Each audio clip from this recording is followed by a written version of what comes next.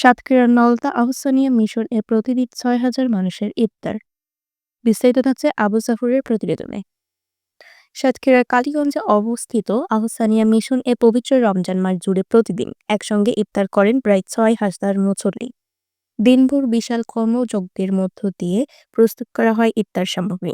মাগরিবের আজানের আগে দূর-দূরান্ত থেকে দলে দলে ছুটে আসেন মুসল্লিরা। মহান আল্লাহর সন্তুষ্টির আশায় টানা ৯০ বছর ধরে চলে আসছে এই মহতী আয়োজন।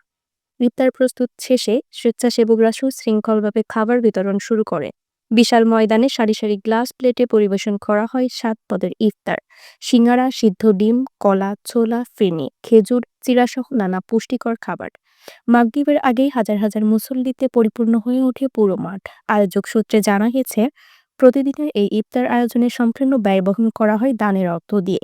কালীগঞ্জের নলতা আহ্ছানিয়া মিশনের সহকারী সম্পাদক আবুল ফজল জানান, প্রতিদিন প্রায় ২,৬০,০০০ টাকা খরচ হয়।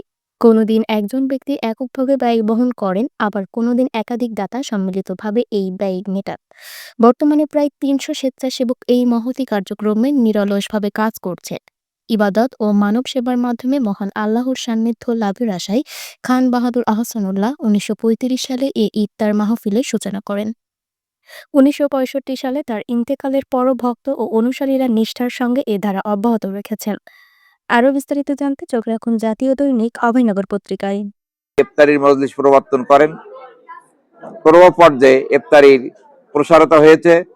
বর্তমানে প্রতিদিন প্রায় ৫ থেকে ৬,০০০ মানুষ দীর্ঘ ২০ বছর ধরে ইফতার করি। ভালো সুন্দর পরিবেশ, আর ইফতারের আইটেম ৬ থেকে ৭ রকম, ৬ থেকে ৭,০০০ লোকের আয়োজন। কোনো ঝামেলা ঝক্কি গ্যাঞ্জাম হয় না। এখানে প্রতিদিন আমরা ইফতার করি বা নামাজও জামাতে পড়ি, জুম্মার নামাজও পড়ি।